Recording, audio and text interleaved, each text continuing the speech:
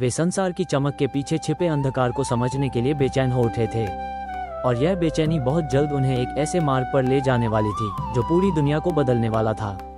राजकुमार सिद्धार्थ अब युवा हो चुके थे। महल के भीतर जीवन में हर ओर भव्यता थी, संगीत, नृत्य, सुंदर उद्यान, शीतल झीलें, पर उनके भीतर एक अजीब सी बेचैनी थी। अक्सर वे एकांत में जाकर बैठ जाते, शांत आकाश को निहारते और सोचते, क्या जीवन का उद्देश्य केवल भोग और विलास है? क्या इस सुख के पीछे कोई गहरी सच्चाई छिपी है? दिन ब दिन ये जिज्ञासा उनके हृदय में बढ़ती जा रही थी। एक दिन सिद्धार्थ ने राजा शुद्धोधन से आग्रह किया, पिता, मैं नगर दर्शन करना चाहता हूँ। राजा चिंतित हो उठे। वे जानते थे कि अगर सिद्धार्थ ने जीवन का असली दुख देख लिया तो शायद वे तपस्वी बन जाएंगे, पर अनिच्छा से ही सही उन्होंने अनुमति दे दी। उन्होंने आदेश दिया कि नगर के सभी रास्ते सजा दिए जाएं और जहाँ जहाँ सिद्धार्थ जाएंगे वहाँ कोई वृद्ध, रोगी या मृत व्यक्ति न दिखाई दे। सिद्धार्थ उत्साह से नगर की ओर बढ़े। पहली बार वे महल की चारदीवारी से बाहर निकले थे, परंतु विधि को कुछ और ही स्वीकार्य था। पहली यात्रा में सिद्धार्थ ने एक वृद्ध व्यक्ति देखा, झुर्रियों से भरा चेहरा, कांपते हाथ, कमजोर टांगें, लाठी के सहारे चलता हुआ। सिद्धार्थ ठिठक गए। उन्होंने सारथी से पूछा, ये कौन है? ये क्यों इतना दुर्बल और कष्ट में है? सारथी ने सिर झुकाकर कहा, ये बुढ़ापा है स्वामी। ये हर प्राणी पर आता है, कोई इसे नहीं टाल सकता। सिद्धार्थ के मन में तूफान उठने लगा। क्या मैं भी एक दिन ऐसा हो जाऊंगा? क्या मेरा प्रिय परिवार भी?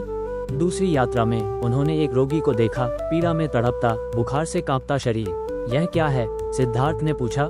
सारथी बोला, ये रोग है जो बिना बुलाए आता है। जब आता है तो बलवान से बलवान को भी असहाय बना देता है। सिद्धार्थ का हृदय भारी हो गया। क्यों जीवन में इतनी पीड़ा है? ये प्रश्न उनके भीतर गूंजने लगा। तीसरी यात्रा में उन्होंने एक शव देखा। कुछ लोग उसे उठाए ले जा रहे थे, चेहरे पर दुख, आंखों में आंसू। सिद्धार्थ कांप उठे। यह क्या हो रहा है? सारथी ने उत्तर दिया, स्वामी, यह मृत्यु है, जीवन का अंतिम सत्य, कोई इससे बच नहीं सकता। सिद्धार्थ के भीतर जैसे सारा संसार हिल गया। तो मेरा, पिता का, यशोधरा का, राहुल का भी एक दिन यही होगा। उनकी आत्मा में गहरी पीड़ा और प्रश्नों की बाढ़ आ गई। लेकिन चौथी यात्रा ने उनके जीवन की दिशा ही बदल दी। उन्होंने एक शांत सन्यासी को देखा, निर्विकार, प्रसन्नचित, गहरी शांति से भरा हुआ। उसके वस्त्र साधारण थे, पर उसके चेहरे पर अद्भुत संतोष था। सिद्धार्थ ने पूछा, ये कौन है? सारथी ने कहा, यह वह है जिसने मोह माया त्याग दी है, जिसने दुखों के कारण और मुक्ति का मार्ग जानने के लिए अपना जीवन समर्पित कर दिया है। सिद्धार्थ मंत्रमुग्ध हो गए। यही है मेरा मार्ग। उनका निश्चय अटल हो गया।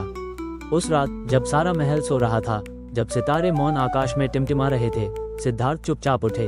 उन्होंने अपनी पत्नी यशोधरा और पुत्र राहुल को एक नजर देखा, गहरी प्रेम से भरी परंतु अडिग निर्णय के साथ। उन्होंने अपने चमकीले वस्त्र उतारे, राजसी मुकुट त्यागा और गहरी साधना के वस्त्र धारण किए। अपने घोड़े कंथक पर चढ़कर अपने विश्वासपात्र चन्ना के साथ वे महल से दूर निकल पड़े, दुनियावी बंधनों से मुक्त होकर। बैकग्राउंड, हल्की घोड़े की टापों की आवाज। सुबह का सूरज जब उगा तो कपिलवस्तु का राजकुमार अब एक भिक्षु बन चुका था, सत्य की खोज में, दुख से मुक्ति की राह में। यात्रा लंबी थी, कठिन थी, पर उनका संकल्प अडिग था। अब सिद्धार्थ न तो किसी महल के थे, न किसी राज्य के, वे पूरी मानवता के थे। ये थी उस ऐतिहासिक रात्रि की शुरुआत जिसने एक साधारण मानव को बुद्ध, जागृत बनाने की ओर अग्रसर किया।